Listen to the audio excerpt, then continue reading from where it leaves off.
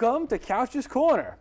I'm your couch captain, Axel Malibu, and today, welcome back to our very special edition of Couch's Corner. This is part 2, where we're going to be talking about That 70's Show. I'm here with my good buddy Dwight from Fitchburg State. We went to college together, and we just talked about from seasons 1 to 4 and all kinds of baloney going on with those episodes. So we're going to continue on with season 5. Moving on the show. So now we're getting into the tough stuff. Yes, this was a big, let's say, stepping stone.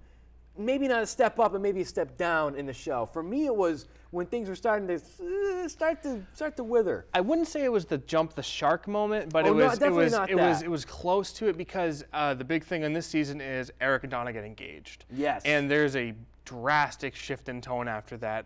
Just the way that they're dynamic. They get back together too, by the way. Oh yeah, at the end of season 4. Exactly. But Eric and Donna get engaged, and it's just their relationship, their interactions becomes less like we've known, and it becomes more of a grading thing.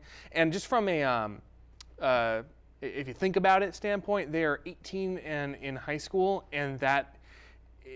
I don't know very many people in the 70s who were rushing out at 18 to get married. That was the end of era of free love and all that stuff, like women empowerment. So that kind of, I didn't like that. Let's just put it that way. Yeah. It was really weird when all that stuff happened. I remember thinking about that too, and how they were waiting to tell the parents and stuff. I'm like, well, what are you doing? You know? And everybody else was telling them like, oh, remember they made him put the stupid helmet on? Yep, because he was going to propose. Yeah.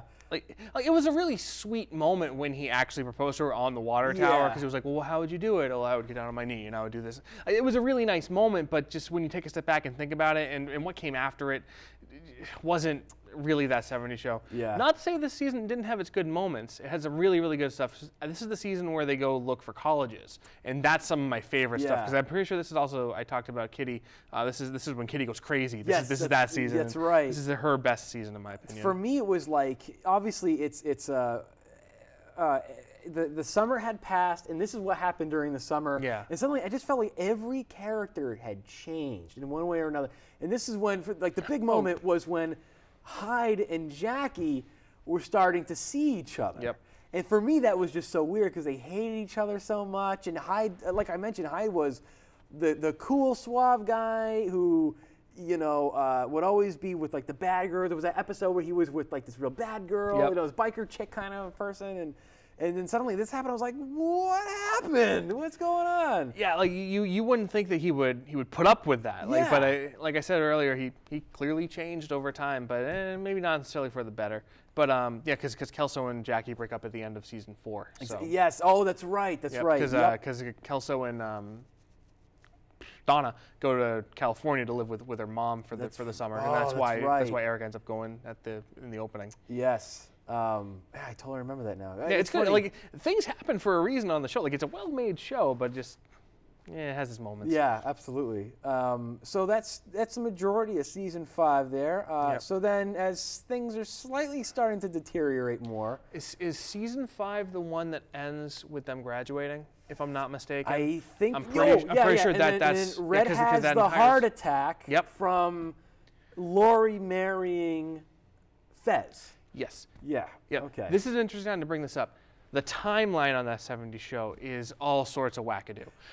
You know, it starts off in 76. It starts off in 76, goes to 77 in the first season because Star Wars comes out in the first season. Yeah, that's right. And then these three seasons take place in 1 year. Yeah, that's right. So basically, this whole first 4 seasons is essentially roughly 1 year, and then season 5. The entire season is their senior year, so you could assume that that's 78. Yeah. And then the rest of the seasons lasts up until the 80s.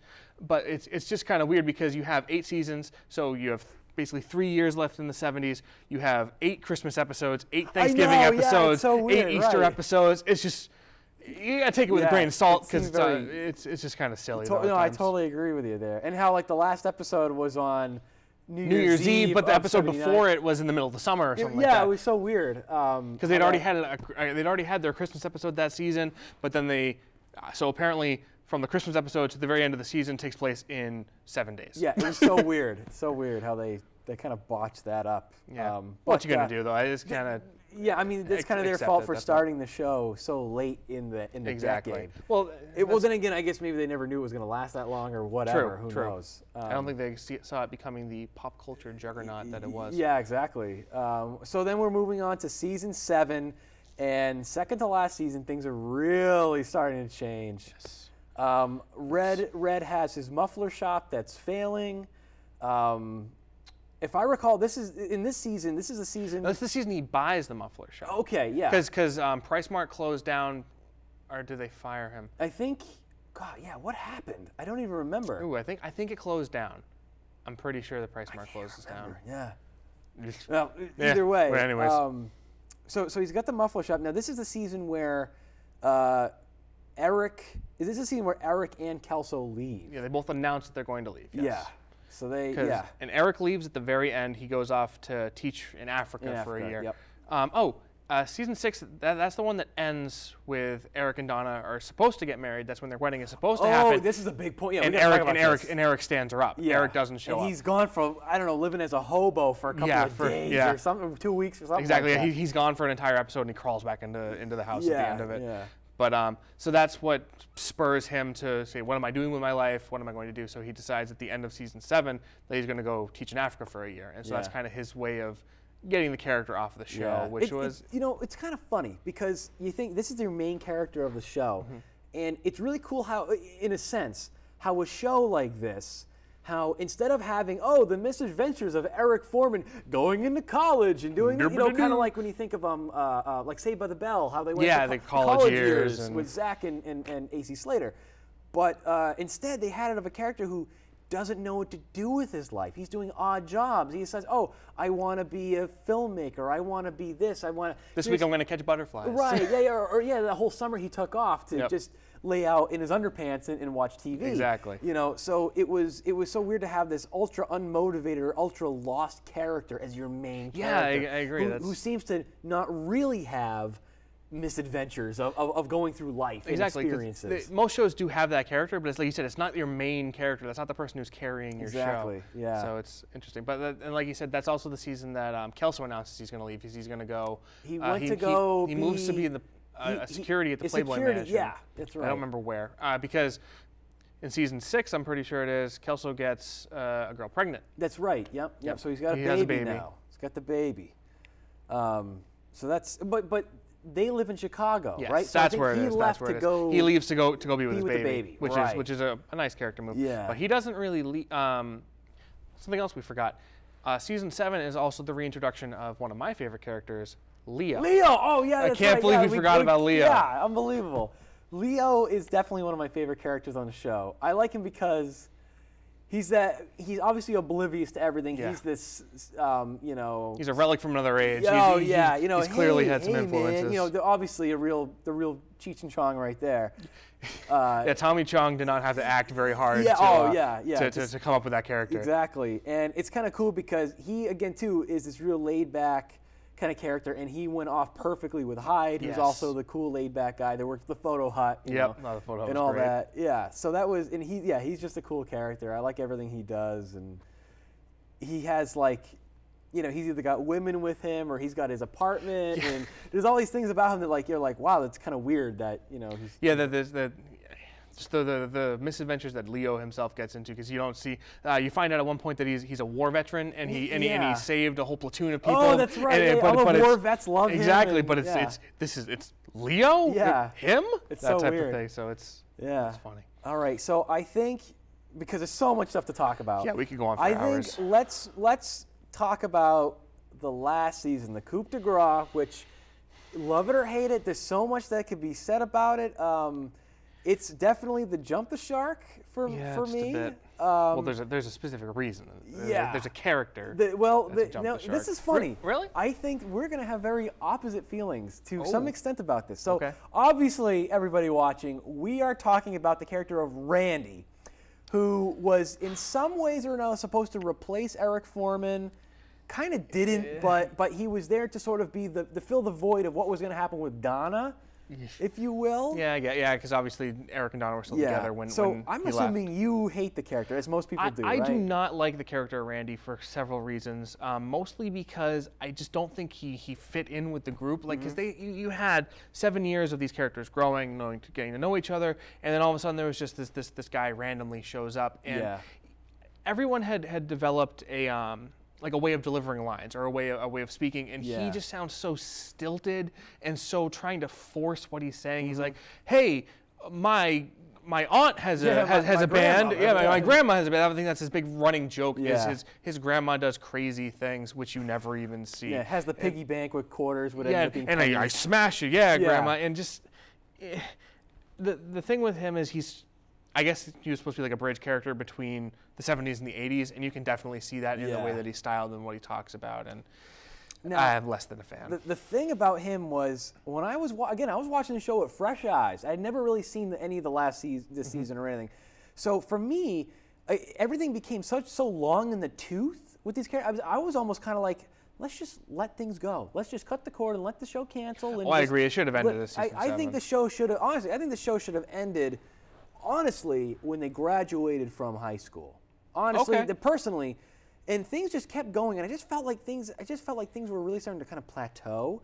And for me, in a sense, not fully, but I mean, I felt like Randy was almost a breath of fresh air because, again, he was an outsider, he was new, he was different. He wasn't Eric Foreman. They weren't trying to make him this nerdy character. He was a different guy that was unlike any of the other characters on the show, and it was kind of like, wow. Here's somebody completely fresh and new and different, interacting so differently with all these characters that we know so well. And to me, it was kind of like, wow, this is kind of interesting in a sense. I know, but he was dopey. But you know what I'm getting at? No, I completely get what you're saying because you can't have the same formula for so long, or else it's going to get stale. Yeah, I completely agree with you on that aspect, but I completely disagree with you. I don't like the character at all. Exactly. He definitely was a dopey character that, again, he's so immemorable and, It's one of those Eric and Donna. No one else can do exactly that type of stuff. Yeah. But the final episode, pretty good. I mean, you get Kelso comes back. It's New Year's Eve, Eric comes back. Actually, I didn't think Eric was going to come back. Me either. There's that scene when Red comes in and goes, "Oh, he missed his flight." It was like, "Oh, of course he's not going to come back." Yeah, But last 5 minutes of the episode, Eric comes in, he gets one final circle in, and just that conversation with him and Donna, I still get chills. Oh, I think about it. It's so just, I messed up, I'm sorry, and I have a lot of hope for them in the future. I think that after that episode ends, I really believe that Eric and Donna got back together and everything is happy and well. So now that we're kind of done, let's talk about predictions. Obviously, there was that one episode where Newman from Seinfeld came in and showed them what the 80s was like. That was Newman. But I think that, that was worst case scenario. Well, yeah. So I'm thinking, what would happen after the show? Where were these characters going to go? Now, I know Hyde he now is the sole owner of Groove's record shop, which I'm sure sooner or later he's going to start selling cassette tapes because it's the 80s. Yep. Let's see. I know Jackie and Fez are together. I know she was probably going to end up getting a TV gig. Yep. Because I know she had her public access show, and then she got job offers and stuff like that. She had worked for Mary Tyler Moore. I forget Mary Tyler Moore's character's Good Morning name, Wisconsin. Exactly. What's Up Wisconsin? What's Up Wisconsin? That's and what it then was. I know Red and Kitty decided to not move to Florida. Yes, but Bob does. But Bob does to go open his bait shop, so he takes off. Donna is going to college. Now, that's the thing, because you think they're going to be together. I don't think so. I do. Why not? Because she's going to college. She was going to go to college before, though, and she stayed for him. He went to Africa to get money because they were going to pay for his education. Exactly. So I'm thinking he's going to be a teacher. Yeah, exactly. So, but I'm thinking, hey, he probably was going to go somewhere else. I think they were going to part ways and whatever. I feel like in a perfect world, they were eventually going to leave each other. Really? Honestly, okay. That's how I feel. That's real life right there. You don't end up with the person who you had your childhood crush on. That's just not how it goes. And so I can see that. But with the I guess you can say I'm more optimistic and idealistic about that type of stuff. Maybe not more. But it just the way that Eric comes back and he apologizes to her and he's clearly more mature. You're right. He might go that way. I don't know. In my heart of hearts, I want them together. Because obviously, you want them to be together. But I also just feel like it's time for Donna to really move on. She could have had her chance in college. She didn't to stay with him. He screwed up. I think she needs to take charge and say, hey, he might do that again. I mean, I just feel like he's become this unreliable character. Yeah. It's like, I think it's time for her to move on, you know? Obviously not with Randy. Yeah. But Well, Randy's not even in the last episode. No, he is. He's not. He's in. He's in the very beginning of the first episode because Donna breaks up with him. No, not even that. At the very end, we're in the middle of the episode. He's in the kitchen talking with I can't remember who it was. I think Hyde and Kitty, and he says something like oh, my grandmother had tickets to the Packers. She ate them, and then he walks away. And then you never see him again. Yeah. He's gone. That's so unceremoniously just gone. We're done with you. Yeah. So that's that. Well, while we're on the quality seasons, I just think it's funny the indication of how good a season is I think shown in the box sets, because you have your first 5 seasons. Look how thick these are. There are 4 DVDs, 4 individually sealed. On the spine you have a character. You've got Kelso, Eric, Fez, Hyde, Donna, and then we get to season 6. You get this tiny little thing. They've duplicated Eric on the spine. It's just, it doesn't look good on your shelf. And then you got your last 2.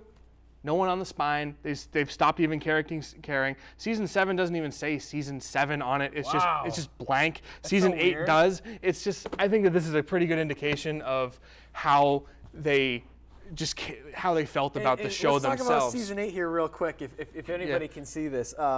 So we have all the main characters except for Eric. Yep. And again, this is the season of Randy, and Randy's nowhere to be it. seen. Is he even on the back? Is he even on the back? Okay, Randy's on the back. I'm pretty sure he's photoshopped into that picture because it looks like it. And Eric is not on the back either. He's not? This. No Eric. No, that's sad.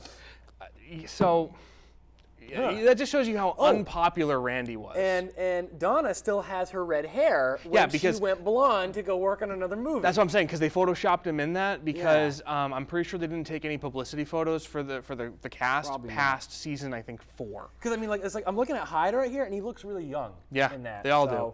Yeah. But no, Donna has blonde hair on the cover. I don't know. It's kind of hard to tell though. It looks kind of orangey, but I don't know. Right. You might be right. I don't know. Are they even on here? Well, okay. These just. Okay. All right. Those are just old. Anyways. Anywho. Okay. So, I have a question for you. Yes. Do you have a favorite episode? Oh man, do I have a favorite episode? That's so hard. Putting you on the spot. I know. I'm sorry. You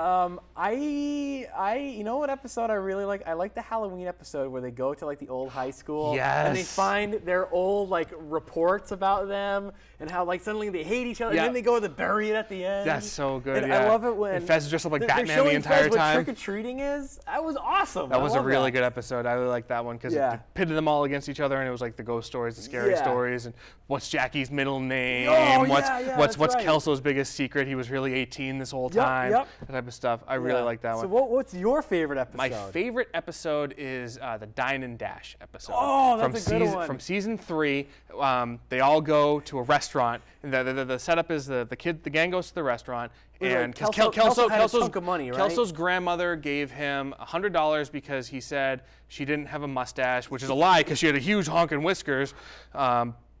And so they go to a restaurant, and they order all this fancy food. Kelso says he's going to pay for it, and he goes, oh, no, we're not paying. This is a Dine and Dash. Yeah. And so they all, one by one, abandon Eric and Donna, and they're left there at the end, and they have to make a break for it. But the kicker is, at the very end of the episode, they say, you know what, no hard feelings. We're going to pay all our friends back. So they cook them up a pot of a batch of special brownies, and in that special brownies is chocolate super lax. Super lax, yeah. That was awesome. And then Kelso comes back down and he goes, that was a great burn. You didn't see it coming. Parts of it really hurt. And then he picks up another brownie and goes, but I got my eye on you guys. You're not going to get me like that again. Just that whole episode, because it builds to that one moment. And that was awesome. That was great. That was really good. I really like the roller disco episode with Jackie and Fez. That was a good one. I really like that. I'm a fan of, speaking of Halloween episodes, the one that's an homage to all the Alfred Hitchcock movies. Yeah, that was good. That one's great because Eric gets vertigo from falling off the edge. And Fez breaks his leg, and it's like Rear Window. He thinks that Bob has killed Midge. Or there's like the neighbor next door that has a telephone booth in the house with all the birds in it. Yep. Yeah, that one was really good. I liked how they were able to do stuff like that. Yeah, I'm also a big fan of the joke from season 3. I like season 3, I guess, where there's a whole sequence where Donna thinks that Eric has cheated on her, and she comes in and she's confronting him, and because Donna found a pair of women's underwear in Eric's car, and Kelso and Fez are just watching Donna grill him, and then Midge comes in and she's like, Eric, that's my underwear, and they're just like, oh, Eric, you are a god. Oh God, I say. Oh man, that was I love that episode. That was an awesome one. I love all the dream. What do they call them? Like the fantasy sequences or something like that. I love all that. They were really stuff. good with that. They stopped doing them towards the end, which was you know, I noticed that too. I wanted to talk about that because like near the end of the show, they stopped doing a lot of the really cool, fun stuff. Even like the circles a lot. They didn't do too many of them. And it just turned into more like a regular sitcom. I agree. You know because like what made that 70s show unique in the first one was all the different things that they did with the style. But they just dropped it towards the end. I guess they ran out of ideas. Yeah. But so we got about 10 minutes left. Okay. So let's talk about 2 other shows that are out there. Okay. All right. So one is, let's talk about, before we fully depart, let's talk about, for those of you at home who don't know about this, there was a British version. It only lasted, I want to say, 6 episodes or so. It was not maybe very not long. Even that. It was probably about that. It was basically the identical show, but it took place in the UK, and all the episodes are up on YouTube, and I recently watched one of them. And you could tell it's an almost word for word of the show, but they changed things up to make it more British or whatever, and it's really bad. I can imagine. Like I remember reading about that on Wikipedia at one point, but I've never actually seen it. I've seen the opening, if I'm not mistaken, because I'm pretty sure it was completely different than. They're still in a car. Yeah, but they're singing a song. The name of the show was like, I think, Days Gone By or something like that. So they're singing a song like Days Gone By, and it's really cheeseball. And again, too, like there's scenes in it that didn't happen in the U.S. version, and it was maybe it's because I'm not British. I don't like it. I mean, I don't know. It's interesting because if you compare like that type of a show to a show like The Office, when they remade the American version of The Office, the pilot episode is almost basically word for word of what the British pilot was, except for they changed some of the references. Like instead of talking about the prime minister over there, Hillary Clinton was who they referenced, stuff like that. So it's interesting because after that, then The Office went off and did their own thing. So it makes you wonder, what if they had maybe switched it up and done their own style, maybe it could have been a successful show. Yeah, what you gonna do? Yeah. Or what may have been. Yeah, exactly. Speaking of what may have been. So okay.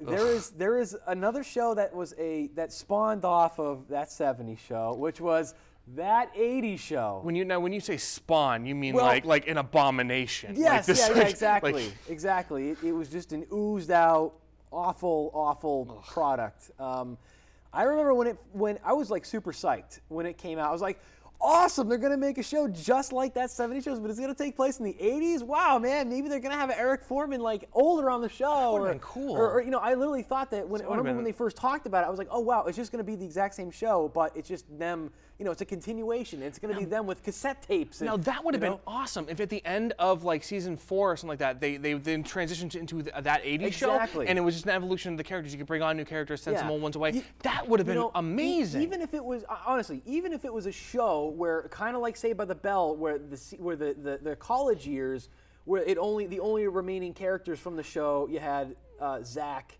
AC, and I think one of the girls, right? One of them was on the show. And like, wasn't Slater there for a couple episodes? I don't know. But either way, but I mean, you don't have all of them, but you have a few. And again, it's them like later on in life. Yeah, I think Screech was on it. That's what I meant to say. I think maybe if they had the show where maybe it's Hyde and Jackie and whoever, and it's them like later on in life, whatever, they're doing their thing. They got their cassette tapes and their lasers, and and they're watching, and they're gonna say, oh wow, the next Star Wars movie came out. You know what I mean? Whatever. But what we got was just a watered down, uninteresting characters, and it's bad like the setups. Things that made that 70s show cool and different, like the circles and the fantasy scenes and all the dream sequences and all the stuff that made the show cool, they didn't even include anything. Nothing. It was just a straight up sitcom. Straight up sitcom. I remember when they announced that 80s show, I panicked because I thought they were canceling that 70s show. Me and a group of my friends, we would gather every week and we would watch that 70s show. No kidding. This was, I think we were freshmen in high school. It was towards the beginning of high school, and that's when they announced that 80s show, and we were just devastated because our favorite show was going to be canceled, and it was like we thought it was in its prime, so it was just going to be an unceremonious kick to the side. And it was around the time of the 100th episode, if I'm not mistaken. Oh, okay, yeah. And now I remember too, like before the show even was aired, I remember seeing the commercials, and literally any joke, it was just like, you had the girl who ran the record store. The one with the big spikes for the hair? Well, it was her, but the person who owned it. Oh, okay, yeah. And somebody would come in and just go, do you have any Duran Duran? And she just goes, get out. And I'm like, that's supposed to be, and then the laugh track goes. Yeah, I'm like, and then there was like the guy funny? with like, I'm talking on my cell phone. Oh, my cell phone, it's $12 a minute, Yeah. wow. And it's just, and then you end up, I remember watching the show when it was new, and it was nothing but, it wasn't about living in the 80s. It was just jokes basically making fun of the 80s and the music and the culture and everything about it. Which is not what that 70s show did. Not, that 70s show was, like I said before, it's just a setting. You're living in it, yeah. It's basically, you could have the show at any time, but it's just that time. So it was a really bad show. And the funny thing is, I watched a few episodes on YouTube lately. Really? And it still holds up as being a really bad show. So what are you gonna do? Yeah. What are you gonna do? But yeah, so we're almost out of time. But is there anything left that you wanna bring up? I know we could talk about it forever. Yeah, but I know. Tell me about it, just so we can go through individual episodes. I mean, man, we talk about so much stuff. Yeah, I don't know. But yeah, I mean, honestly, it took me about 4 months to watch the entire show, I mean, the entire series, if you will, and it was so cool for me to like hey, you say like once you watch the whole thing. Give or take, yeah. It's like a journey. You know what I mean? It is, yeah. It's like watching somebody's entire life, if you will, and just seeing how everything has changed over time, and you feel so sad when it's over. You're like, oh wow. Yeah, I feel legitimately like disappointed. I'm like, oh man, like because it sounds sappy, but it's you get to know these characters. They become like really good friends. It's almost like you grow up with them. You know? and just seeing them go away. It's like that when any show ends. Yeah, pretty much. But especially with this one because, like I said, I started watching it when I was really young, so I grew up with this show, and it was. It's a good time. Good memories. Yeah, absolutely. I remember waiting for all these boxes to come out. And I remember when they announced that this was coming out on DVD. I gotta have it. Freaked out. Yeah, I was like, I think Christmas was coming around, and I was just so excited because I knew I was getting it for Christmas. Yeah. No, man, it's been a serious, cool journey watching the show and just. What a long, strange trip it's been. I know. In Eric Foreman's basement. Yeah, exactly. You know, and just seeing how everything has changed throughout all the shows and. I can't say I was too happy with how things ended, but at least they left things on a relatively okay note. And here's the thing, though: the 8th season, while we may not like it, my fiance, I was watching just a random episode one time, and I was watching an episode from the 8th season, or maybe she caught it on TV, and she was like, "I saw that 70s show. It was really funny." And I was like, "Oh, what episode was it?" And she mentioned season 8, and I was like, "Really? That's a season 8 episode?" And she's like, "No, it was good." So it's still good. I think we're just looking at it.